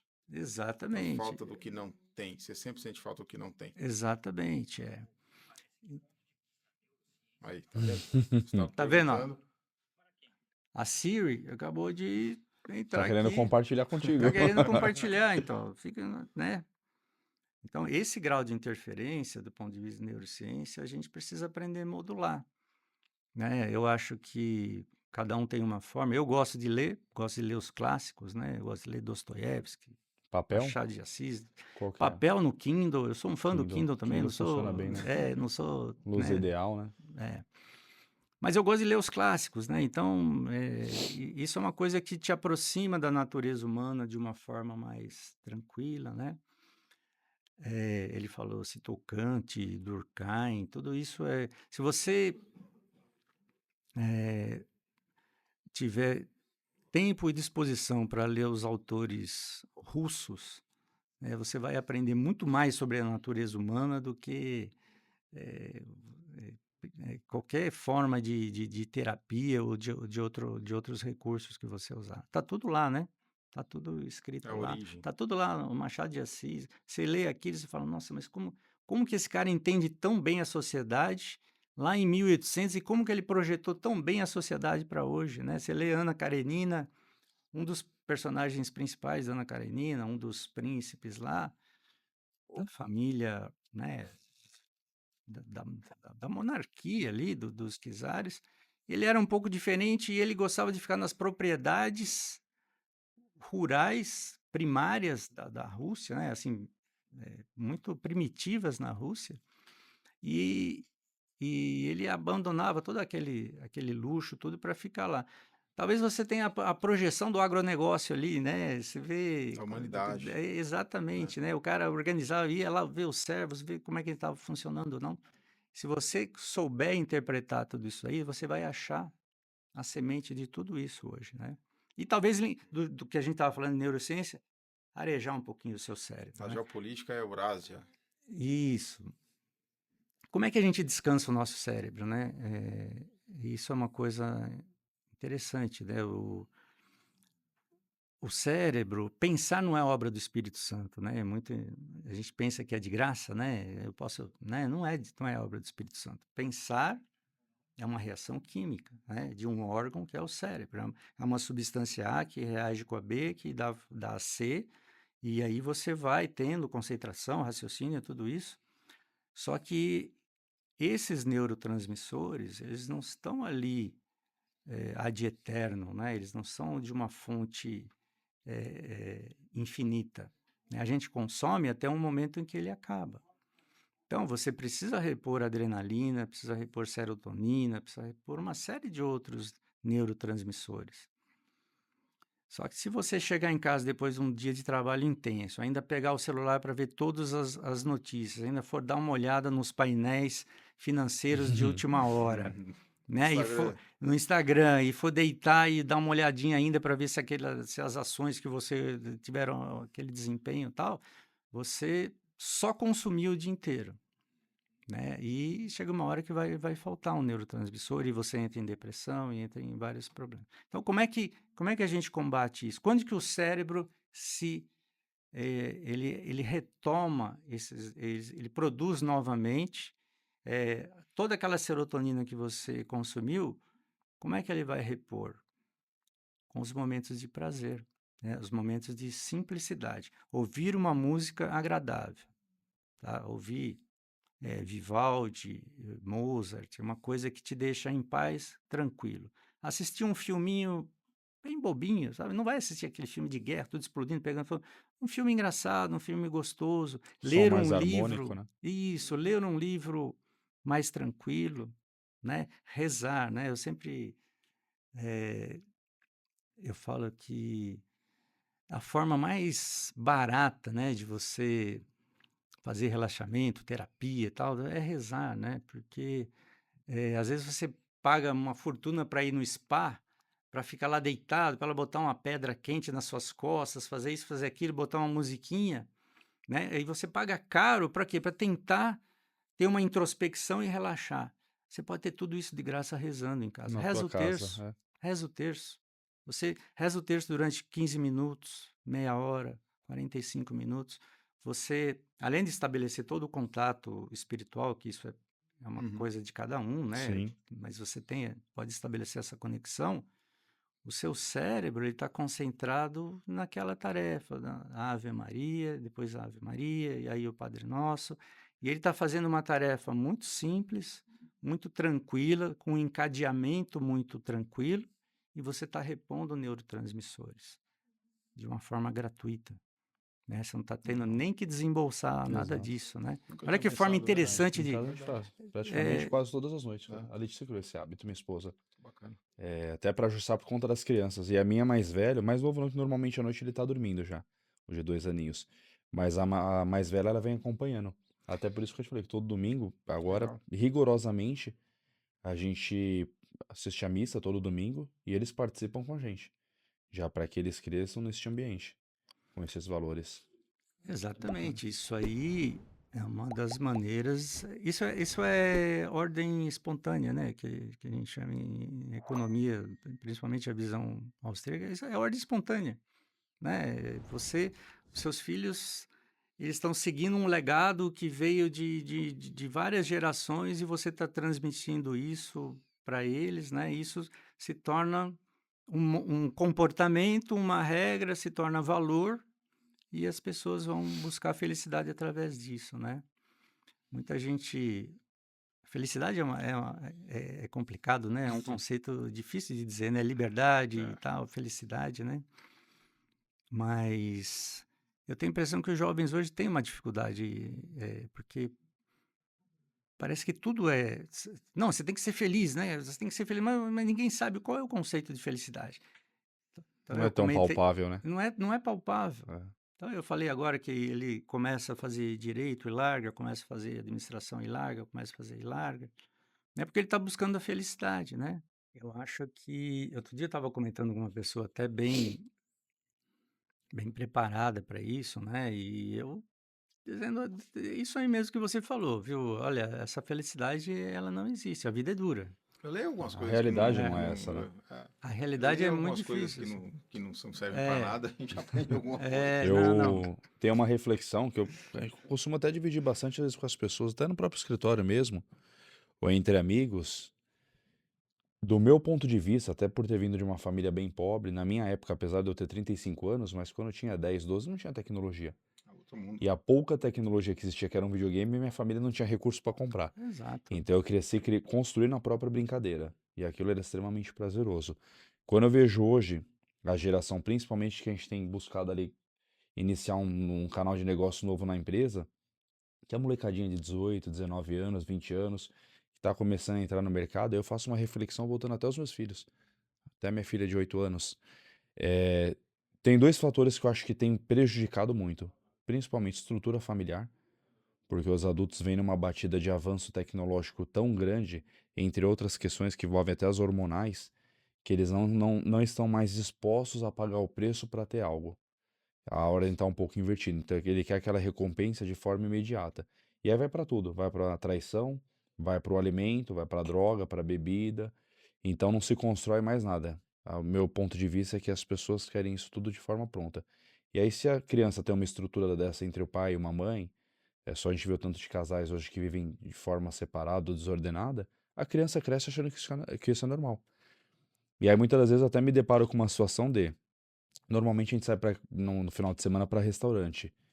E eu tento, se não tem lugar, eu ando no meu carro, com giz de cera, com papel, com folha, para as crianças brincarem ali, tentar se desenvolver. E é muito engraçado porque você olha num restaurante, todo casal que tá em paz comendo, a criança tá no celular ou no tablet. Isso, Ou seja, tá consumindo recompensa pronta, não quer gastar um pouquinho de energia. silenciador automático, né? É. Tela É do celular e da TV. o iPad e o celularzinho na mão da criança. É um efeito cascata. Ele vem do adulto, dos avós, dos pais e chega na criança. Então, do meu ponto de vista, se não existir alguma coisa assim muito drástica, as próximas gerações vão ter com maiores problemas com essa questão. Eu até vi recentemente que algumas escolas interromperam o uso de celular ou de algum tipo de tecnologia durante o período de aula. E foi É, aprovada a lei. isso faz todo sentido, né? Eu acho que essa busca aí pela felicidade, e eu- voltando um pouquinho, eu estava falando com essa pessoa até muito preparada, mais preparada do que eu para isso, e eu acho falando que essa felicidade, ela não existe. A gente tem, assim, 10% da nossa vida, a gente tem momentos muito felizes. Uma família onde está dando tudo certo, não tem ninguém doente, não tem ninguém com algum problema financeiro. Assim, é muito raro coincidir tudo e você ter um momento de extrema felicidade. Então, você tem que aproveitar muito isso daí. Mas você tem que entender que a vida real não vai ser isso. Isso é um conto de fadas, né? A vida real vai ser um encadeamento de problemas que você tem que ter a cabeça erguida, tem que ter força e tem que enfrentar todos eles, tá? E isso não quer dizer que você não seja feliz, né? Você tem que ser feliz apesar de você ter todos esses problemas, né? Mas aí entra, mas então isso é a felicidade, é ter esse monte de problemas ou não? Aí começam definições filosóficas, né? E aí essa pessoa até me falou, ah, mas Aristóteles diz que o sentido da vida é a felicidade. Eu falei, não, Uhum. não é. O Aristóteles, talvez tenha sido o mais sábio de todos os filósofos, ele define uma trajetória para a busca da felicidade. E aí ele coloca algumas coisas, né? A razão, a moral, a ética. Então você tem que percorrer todo esse caminho, né? Talvez você ache alguma coisa parecida. Talvez você. eh, eu ouvi outro dia também de um psicólogo mais atual que eu gosto muito, que é o Jordan Peterson, né? O canadense, e ele falou que a gente não tem que buscar ser feliz, a gente tem que buscar ser completo. Né? Porque a felicidade não existe, mas a completude existe. Sim, Né? Será que eu sou o médico mais feliz do mundo? Não sei, mas eu tenho que buscar tentar ser o mais completo de todos. Né? Eu tenho que preencher todos os meus critérios do que eu posso fazer na minha empresa, com os meus pacientes, tudo, e ser o mais completo possível. De certa forma, eu acho que isso vai me trazer felicidade. Como pai, que nem você, está ensinando seus filhos, está indo na igreja, seu filho está rezando com você à noite. Então, qual seria o seu conceito de felicidade? Eu não sei, nem você sabe. Mas você está buscando, está tentando ser o pai mais completo de exato. todos. Né? Você está tentando preencher todos os espaços da sua família, conquistar tudo da sua família e dar completude para tudo isso. Né? Talvez esse seja o segredo, né? E é isso que os jovens não estão achando. Eles estão achando que a felicidade é um lugar muito Existe um É uma negócio, outra né? camada, né? bucólico, É uma né? É outra uma outra camada. camada, é É. uma outra.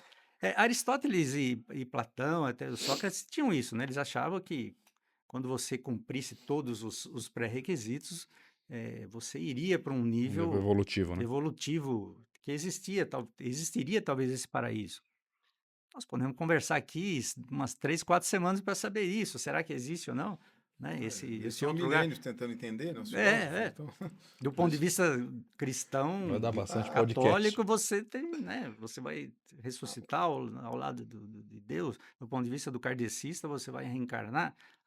Sócrates acreditava na reencarnação, né? Sim. Você voltava tantas vezes quanto necessário até atingir aquele paraíso espetacular, né? Espetacular. O Clóvis fala da potência de agir, o Clóvis de Barros Filho. Hum, Tá vivo ainda, esse tá vivo. hum. Inclusive é um que a gente tem que conversar com ele um dia, muito bom. Ele fala da potência de agir. A felicidade é quando você está no seu estágio máximo de potência. A potência para ele é, por exemplo, isso que a gente está fazendo agora. Eu sinto muito prazer nisso. Ontem eu estava brincando com um cliente, que não é cliente ainda, ele me pediu uma ajuda, eu dei ajuda. Aí ele falou, olha, Uma folhinha para mim, por eu favor. gosto muito do... É melhor pegar o caderno, porque as minhas Quer o são caderno? rabiscadas. É. Quer E usar o é caderno ou folha só? melhor o Não, caderno. eu Aqui, ó. quero É que uma essas aqui estão canetinha, rabiscadas. mas é. Aqui tá É. completo o kit. E aí... Mas aí você vai ficar sem. Não, não tá escrevendo não, pô. Já aprendi Aí, bastante já. nesse conceito de potência de agir, você é feliz quando você está no teu estágio máximo de potência de emoção. Um exemplo, quando você me liga, mesmo que você seja meu cliente ou não, quando um paciente teu te liga para conversar sobre algum problema, eu acho que você tem o prazer de Sim, conversar. sim, Isso é a sim. potência de agir. E ele fala da história dele, ele era um moleque quietinho, tímido, até mesmo meio depressivo, meio na dele, até que um dia alguém falou para ele, olha, sobe naquele palco ali, dá uma aula sobre um negócio aí que você sabe. Ele deu a aula e ele falou, puta, nunca mais quero sair daqui. Não me interessa se eu vou ficar rico sendo professor ou não, se eu vou ficar rico dando aula na USP ou não, mas esse é o lugar que eu encontrei. Eu poderia ter um concurso, poderia ter uma empresa, poderia fazer um monte de coisa. Então, essa é a felicidade. E realmente, quem conhece o Clóvis fora do palco, fora da sala de aula, fora de uma palestra, ele é totalmente diferente do que ele é numa palestra. Lá ele se transforma. É o estágio de felicidade dele, Sim, é o ápice potência de dele, né? agir. Fica na zona de conforto, fica realizado. Exato. Checklist completa. Exato. Então não é, eu acredito que não existe um contexto feliz. Existem momentos. E, é- e, e essa. Não é que a gente não deve ficar sendo saudosista, né? Eu acho que isso é chato. Todo saudosista é chato, né? Uhum. Não, porque na nossa infância, na minha infância e tal. Mas essa geração tem essa questão dessa dificuldade de definir a felicidade, aonde buscar essa felicidade, né? Elas têm dificuldade de viver mais o coletivo, porque ele busca o individual dentro da tela, né? No screen, né? Ele tá vendo ali o que tá acontecendo, né? E aí ele perde um pouco o coletivo, ele perde o pai, a mãe, a relação, a conversa no almoço, que nem você falou, ele perde aquela relação porque ele está dentro da tela do computador dele, né? E aí ele, dessa perda do coletivo, ele entra no tudo relativo, né? Porque ele não sabe emitir a opinião. Eu não sei se isso é bom ou se isso é ruim, né? Quando a gente tem uma boa formação, tem bons conceitos, entende o que é a razão, a lógica, o entendimento, você sabe o que é certo e o que é errado, né? E para essas pessoas mais novas, esse conceito de certo e errado, ele se torna fluido, né? Não, pode ser que isso esteja certo, e pode ser que também ele sempre tem um contraponto, ele não consegue afirmar, olha, isso aqui é o correto, isso aqui é o errado, né? Na vida existe o bem, existe o mal, Sim. existe o certo, existe o errado, né? Mas eles têm dificuldade nesse julgamento. Então, eles estão sempre. Não, pode ser que isso esteja certo, mas se você olhar para o outro, ele não consegue se enquadrar, se afirmar e se definir dentro de um processo do que é certo Falta e de do que é errado. posicionamento, né? Falta de Tá. posicionamento. Testosterona bem baixa.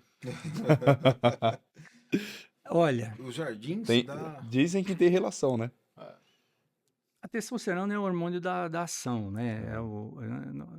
Não tem o ponto de vista da sexualidade e tal, mas Sim. deixando de lado isso, a testosterona é o hormônio da pegada, né? Do empreendedorismo, do conseguir, do Posicionamento, né? fazer, do posicionamento e tal. A mulher tem um pouco menos de testosterona, é, não, não confunda isso, não confundam com machismo. Sim. Testosterona é um hormônio É o masculino, hormônio, né? exato. Mas a mulher tem outras tarefas, tem outras qualidades muito maiores do que os homens, né? Bem mais. Mas falando nisso, assim, eu nem sei se eu estaria autorizado, pode cortar depois na edição, né? Mas eu tenho visto muito isso, assim, tá na minha frente no consultório o pai, a mãe e uma criança de 2, 3 anos gritando, esperneando, batendo no pai e na mãe.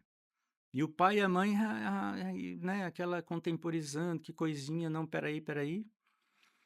Outro dia eu até interrompi a consulta, eu falei, olha, eu não vou mais presenciar isso, né? Ou vocês vão tomar uma atitude, ou eu vou tomar, ou não vai ter, mano. Eu não sou Não faz sentido, preparado, né? não faz sentido para mim, eu tenho 60 anos de idade, não faz sentido. Eu não sou mais obrigado a presenciar isso, né? Eu me dou esse direito de não precisar presenciar isso, né? Mas por que eu chegou na testosterona, né? Também não do ponto de vista de sexualidade, mas eu percebo na família hoje o comportamento feminino no pai e o comportamento feminino na mãe, né? Então a criança tem como um núcleo de orientação, duas figuras femininas. O pai, ele contemporiza com tudo, a mãe contemporiza com tudo. O pai acha bonitinho, engraçadinho. O meu pai, né, dava um tabefe na orelha, fica quieto, tá? Se comporte corretamente, né? Seja Exato. educado, seja... A mãe tinha o lado mais de acariciar, de acolher e Materno, né? tudo, o lado materno. Não que o pai não possa ter isso, mas o pai tem que ter uma liderança, né? O pai tem a liderança, a mãe tem a liderança, a mãe é mais carinhosa, o pai tem que inspirar mais respeito, né? Esse é Uhum. o modo como eu enxergo isso. E hoje, olhando esses casais, eu vejo duas figuras femininas, né? Eu não estou falando que aquele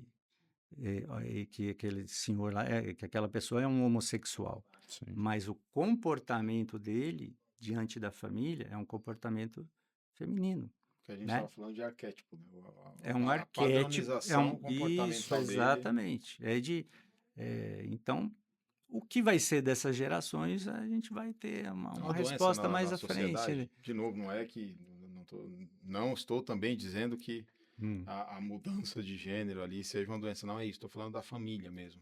É um problema. Isso. Estrutura familiar, Afinal, né? Estrutura familiar. A gente não tem mais isso hoje. Isso, Não exatamente. tem mais esse exemplo. É muito, muito difícil. Assim. Eu fui criado, você conhece bem. Eu apanhava.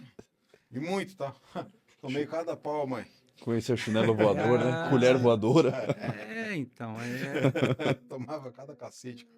é a questão da formação do Estado e da necessidade de um poder que tenha um certo grau de coerção, né? Quer dizer, alguém tem que exercer, para que a gente tenha ordem, tem que ter um certo grau de coerção, né? Sim. Para que você tenha ordem na família, alguém tem que assumir a regra do que é certo e do que é errado. Malvado. Tem isso, tem que ser o malvado, aquele que vai estabelecer a coerção. Aí você aumenta para o quarteirão, você aumenta para o condomínio, sempre tem que ter. A gente gostaria de não precisar de nenhuma coerção, né? Todo mundo ser livre, mas a natureza humana não comporta isso, né? A gente precisa Limitadores. dos limitadores, né? Isso faz parte, né? Isso é arcaico. A neurociência fala que o nosso cérebro humano, ele é o mesmo de 500 anos atrás, de 1.000 anos atrás, de 2.000 anos atrás. Sim, A gente é baseado no medo.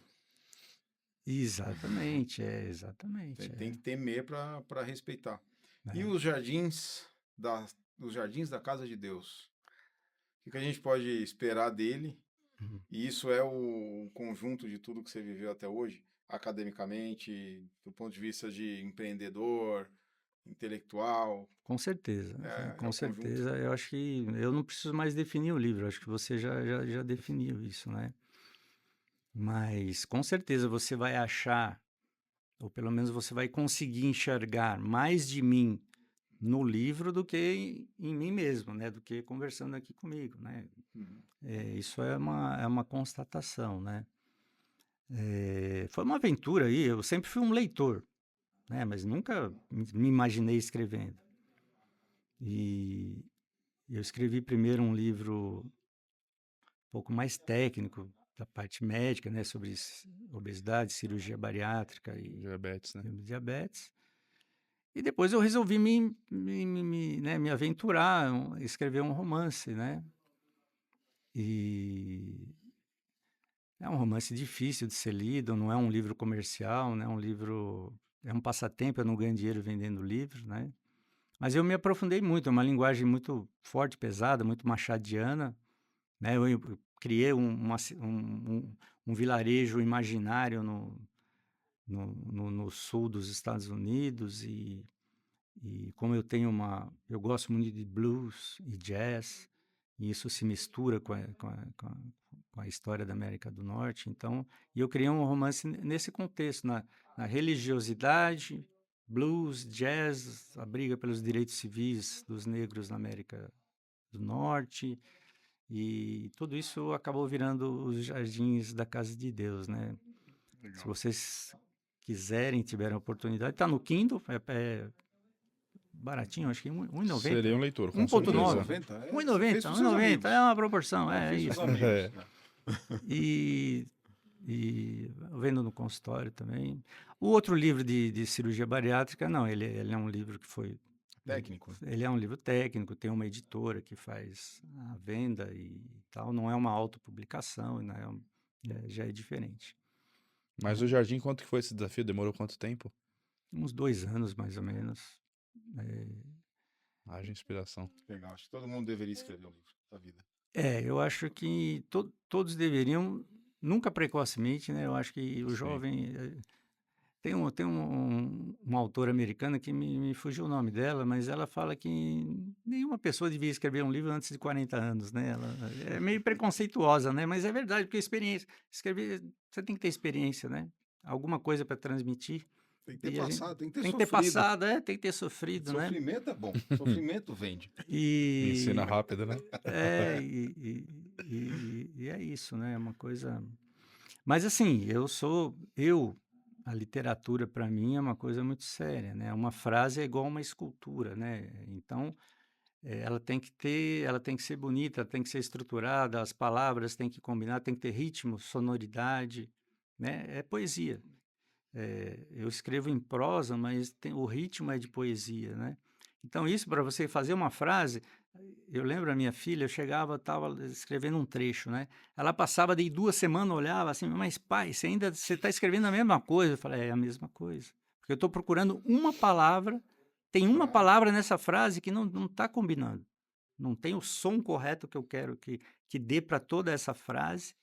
Então, escrever é uma coisa muito, né, difícil, né? Legal. Por isso que eu acho que sobreviver de literatura é muito difícil, né? É bom como hobby, né? Na verdade, Você no Brasil poder, ainda. você Viver de arte no Brasil é complicado. é complicado, é complicado. Chegando na reta final, tem duas coisas que fazem que eu, agora você, provavelmente os seguidores aí inteiros da Verge, que todo mundo em volta de você te admira, te gosta.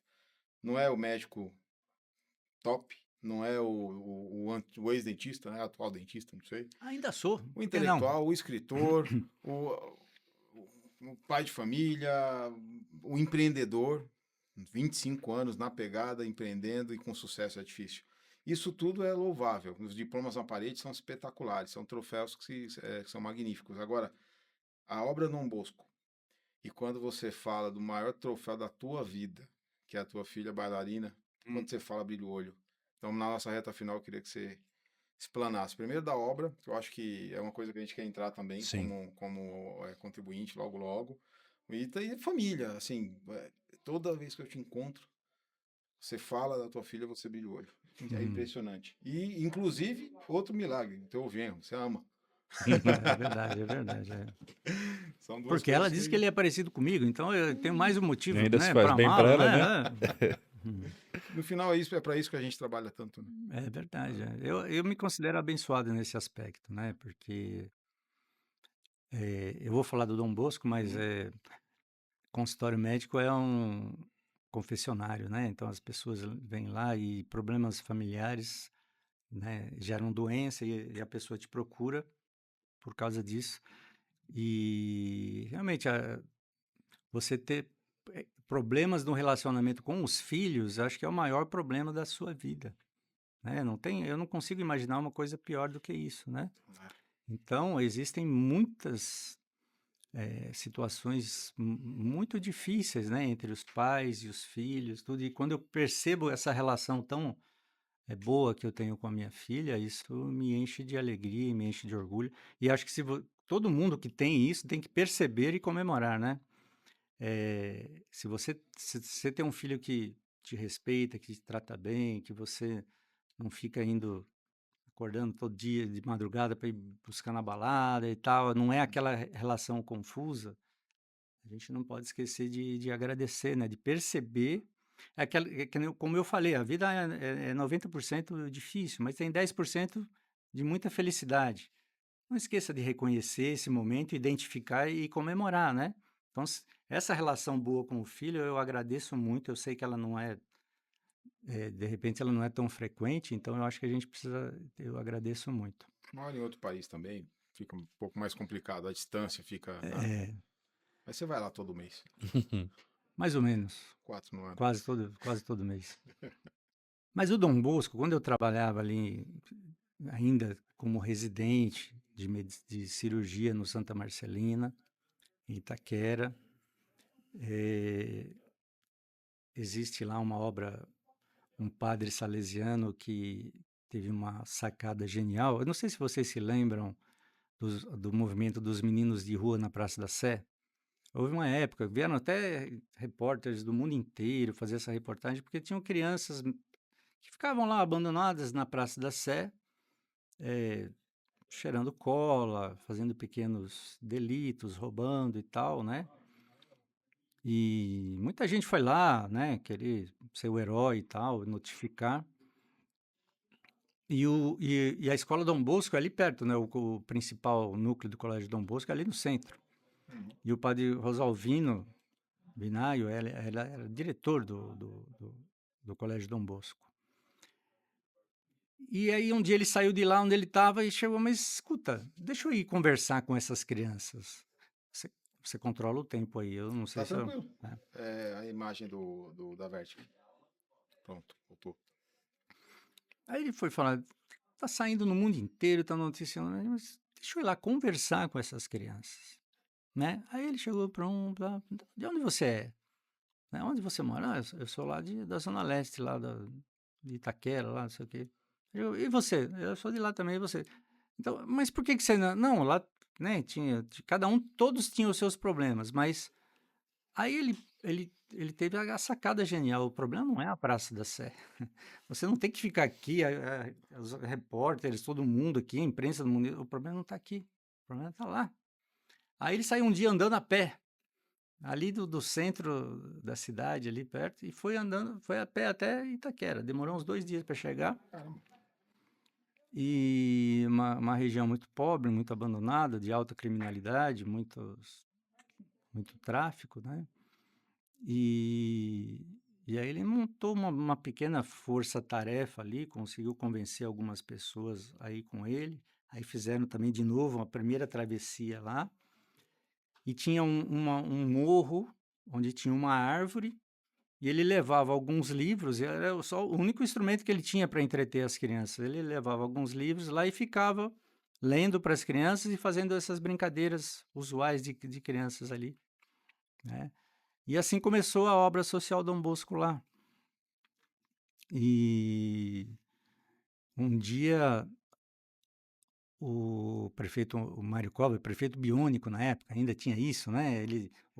A esposa do Mário Covas, ela estava indo para algum outro lugar, se perdeu, parou lá perto, né? E viu um senhor lá com umas crianças falando. Aí o motorista foi lá com ele, falar com ele para pedir informação, né? Para eles se localizarem para ir onde tinha. Aí o padre olhou assim, além de tudo, ele é esperto demais, né? Ele olhou assim, aquele carro de luxo, então falou, o motorista deu a orientação, mas quem é essa senhora? Não, ela é a esposa do prefeito. Não, peraí, abaixa o vidro, abaixa o vidro. Aí pegou a Lila Covas, né? Conversou com ela, mostrou, levou ela para ver lá o que ele fazia com as crianças. Ela se apaixonou por aquilo também, passou a ser uma colaboradora muito importante da obra social. Bom, isso tem 30, 40 anos, né? E a partir dali ele reestruturou o bairro, né? Ele criou núcleos de formação para aquelas crianças, ele criou núcleos de formação de moradias pelo sistema de mutirão, né? Todo mundo vai trabalhando e vai construindo moradias.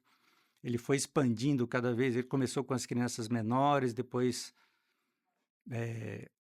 segundo grau, fundamental.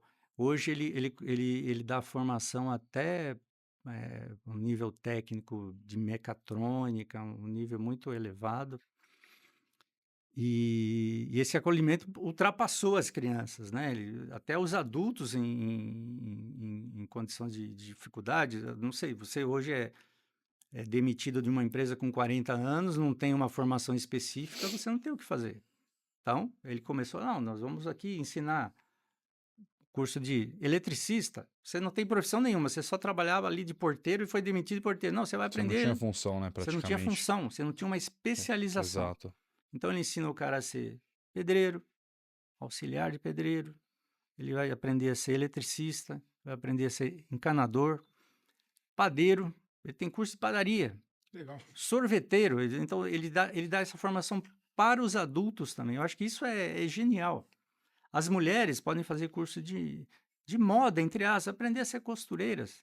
Ela sai de uma condição de, né, só de dona de casa e às vezes está abandonada para adquirir uma profissão, né? Eu acho que Muito nobre. isso é uma coisa muito diferente, né? Um olhar muito diferente. Porque ensinar criança, todo mundo se lembra disso, todo mundo foca nisso, né? Mas então ele tem todo esse lado de criança e ele tem um espaço artístico, né? Ele tem uma ala lá que ele tem uma escola de circo, ele tem capoeira, ele tem as dança, tem de acordo com o que as crianças querem, ele vai fazendo, né? E tem essa área do ensino profissionalizante. Bom, mas aí eu estava lá residente, molecão, né? Não sabia nada, tomava tapa na orelha de todo lado, né? Todo mundo era bravo com a gente, né? Eu acho que tem que ser um certo grau de coerção, é preciso haver para que você tenha uma formação profissional tão importante como a de um cirurgião. E chegava esse senhorzinho, ele de jaleco branco lá, e falava e trazia sempre as pessoas doentes, as demandas que precisavam do ponto de vista médico, né? E aí eu fiquei sabendo que esse senhor de jaleco branco era um padre, né? Que ele só andava de jaleco, não usava a batina. E a necessidade nos aproximou, né? A necessidade, ele tinha necessidade de levar um pouco de saúde para as pessoas lá, de atendimento, e nós estávamos lá disponíveis para isso, e a gente estava ali, e foi isso que acabou nos unindo, né? Uma amizade aí de Legal. mais pelo menos quase uns 30 anos, né? Eu estava lá no Santa Marcelina ainda. E até hoje E você até tá lá. hoje eu cuido um pouco das coisas lá, cuido muito da saúde dele, ele está com certa idade agora, né? E sempre que eu posso, eu trago artistas, né? A Maria Caruso, que veio dos Estados Unidos. Então, ela sempre vem ao Brasil, se apresenta, faz espetáculos, mas ela nunca vem ao Brasil sem ir na obra social Dom Bosco, né? Ali é o ponto de referência dela, né? E sempre que eu posso. E aí, né?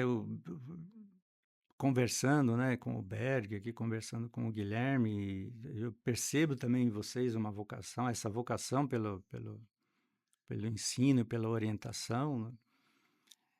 E, e eu acho que a gente pode, tá aqui, fica ao vivo aqui, um desafio aqui, ao vivo no ar, né? A gente pode desenvolver um projeto para eles também. Sim. Eu acho que eles têm uma expertise, uma capacidade muito grande de tirar uma criança, ou um adulto, ou um adolescente, ou até uma pessoa de mais idade, de uma zona de pobreza e fazer essa pessoa ter uma remuneração muito boa, muito digna. Eles são muito bons nesse aspecto. Mas o que falta para essas pessoas que adquirem tudo isso, e alguns até um poder aquisitivo maior, né? Um técnico em mecatrônica que sai de lá contratado por uma grande empresa, ele vai ter um acesso a uma quantidade de dinheiro maior. Só que o que falta nesse processo? Educação financeira, né? O que falta para todo brasileiro, né? Isso foi, eu não sei se algum dia houve, eu acho que havia no currículo escolar a educação financeira, e isso foi retirado. Provavelmente ali na época dos militares, É, né, entre aspas, ditadura militar que todo mundo fala. eu não compro essa versão, né? Eu acho que Também foi só um contragolpe muito bem feito contra uma ditadura de esquerda, né?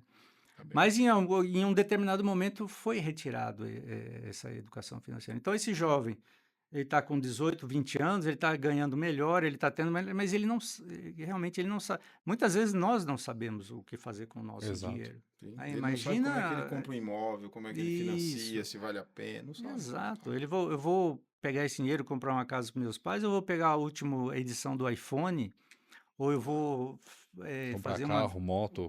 carro, moto, entrar em um financiamento, o governo jogando financiamentos, jogando crédito barato para a pessoa se endividar, e ele tem que ter, né? Então, Essa. eu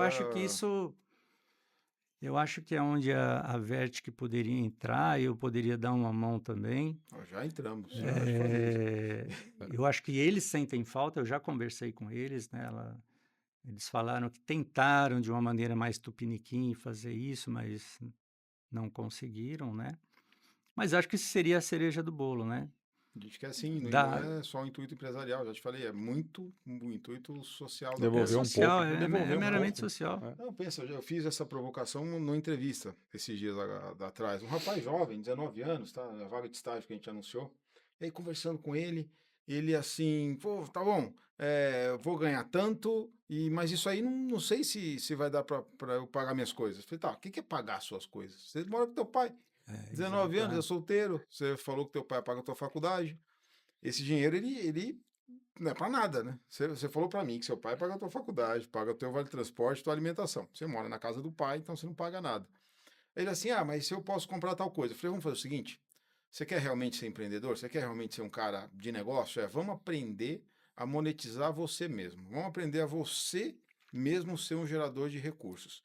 Se você pegar essa grana e terminar a tua faculdade, durante a faculdade você fizer esse curso, essa certificação, você vai comprometer X% do teu salário e com esse X% você vai valer no mercado, dei médias para ele, né? Um profissional com essa qualificação, daqui até lá, você vai ter 2 anos de experiência, ele vale tanto.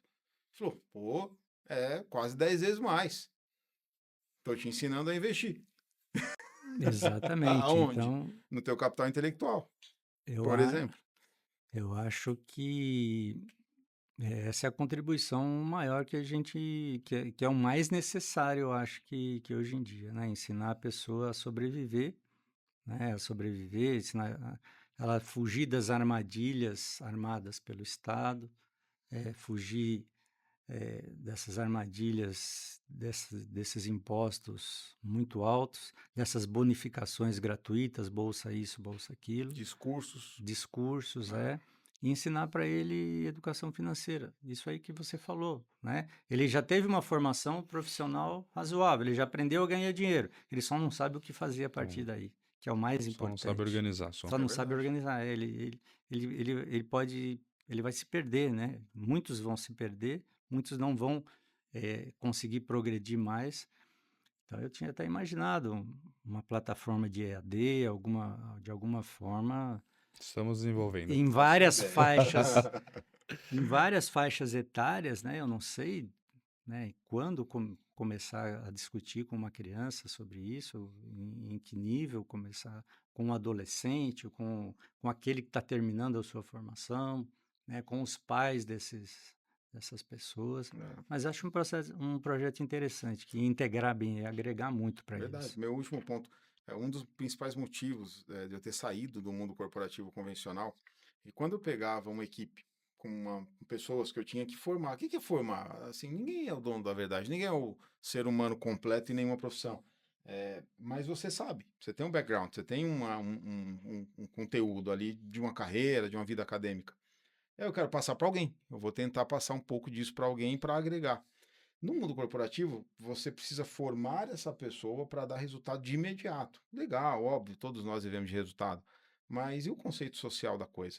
Peraí, eu estou pegando um pouco do que eu sou, do que eu sei, e óbvio que vai ser um pouco, não dá para passar tudo, e eu estou ajudando alguém a mudar de vida, sabe? Eu enxergava aquelas pessoas assim, pô, o cara está ganhando um X, se eu conseguir fazer esse cara ganhar 2x, com um filho para criar, ou começando a vida sem filho, mas é um cara de uma classe social subalterna, essa pessoa precisa se desenvolver, vai ajudar a família, vai ajudar a mãe, pai, que foi o que a gente fez, foi o que você fez. Será que isso não é importante? Daí, óbvio que no mundo corporativo você tem barreiras, prazos, metas, assim, não, vamos sair. Por isso, a Versc Educacional, o Versc Cast, tem muito mais aí pela frente. O desafio já está aceito, não é de hoje, você sabe disso. A Vert Logo, logo. que nós já temos até um nome aí nesse projeto, é Vertic Versc Educacional, né? Educacional. É. Poxa vida. É Versc Eduque. Alguma Essa empresa coisa. já tá, né, esse bebezinho já começou a E eu formatação dele acho já. que se ele tiver um pé nesse projeto social, ele já começou com o pé direito, começou Demais, né? começou muito bem, né? A ideia é essa, né? Todas as empresas que e temos exemplos até no mercado financeiro de empresas que se prestam a formar pessoas. O Bradesco, o Bradesco tem uma escola lá dentro. Os Isso, filhos dos funcionários do Bradesco, eles estudam na escola, vão sair lá no ensino médio, É provavelmente isso. até empregado no Bradesco. Eu tenho convicção que não é um projeto altamente rentável, não. Eu tenho convicção que tem um viés social, mas automaticamente o próprio banco está criando profissionais para trabalhar no próprio banco. Então, Exatamente, assim, tem também o lucro nisso. As empresas podem enxergar, é que demora mais. Demora mais. A gente está cercado no mercado de fundos, de grandes investidores, a gente chama isso de private equity. São fundos que eles querem entrar na DB, colocar um e sair com 10. Ele Hum. quer sair, ele não quer ser teu sócio. Isso. Então, assim, a gente enxerga esse mercado, tem essa possibilidade. Não gostamos muito dessa ideia. Eu acho que tem empresas e segmentos pontuais para esses fundos entrarem. Mas quando se fala de educacional, não dá.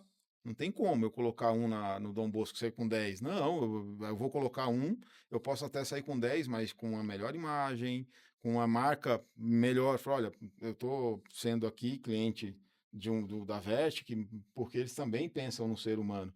Isso é legal, isso não é mensurável. Eu não consigo Não botar é isso numa valuation, mensurável, não. mas eu consigo crescer com isso. Então, existe sim o interesse que a gente tem de crescer, de ganhar escala, com muitos profissionais formados por nós, mas óbvio que a iniciativa primária é o social.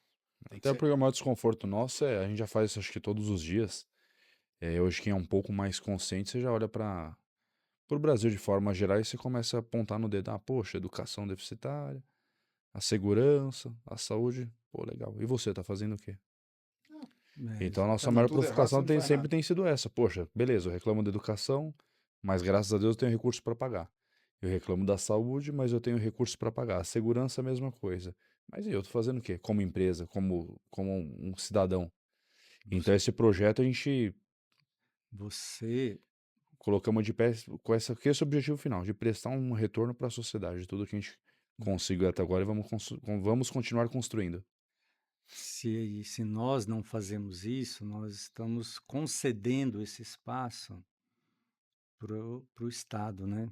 E nós vamos manter esse nível de incompetência. O Estado, o governo, o Estado nunca vai ter competência para gerenciar toda essa linha que você Sim, falou. Talvez, talvez uma única função que a gente devesse permanecer mais forte com o Estado seria a segurança, né? Mas o restante, se a gente não ocupa esse espaço, né, automático. Tem gente que fala, se você não faz, aí um bandido vai, um criminoso. Não é esse. Se você não ocupar, a facção criminosa ocupa. Não é isso.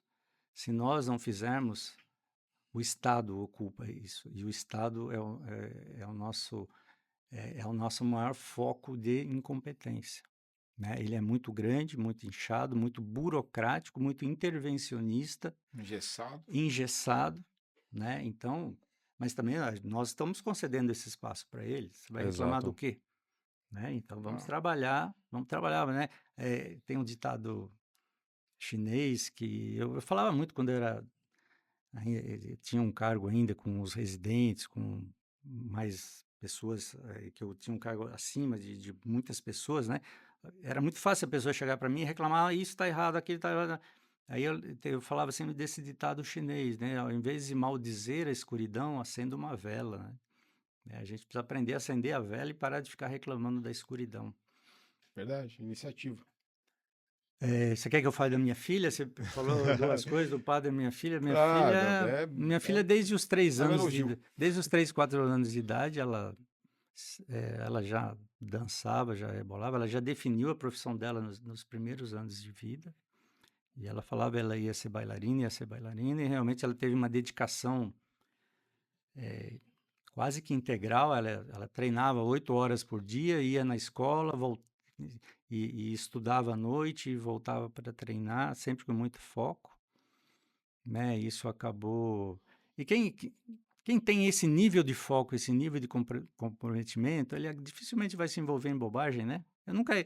não tenho nada contra quem, né? Eu vejo meus colegas com cara de cansado que falam, fui buscar meu filho na balada, eu nunca fiz isso, porque a minha filha não tinha tempo. Ela tinha foco no que ela fazia, ela não ficava desperdiçando com outras coisas, nem pensava em outras coisas.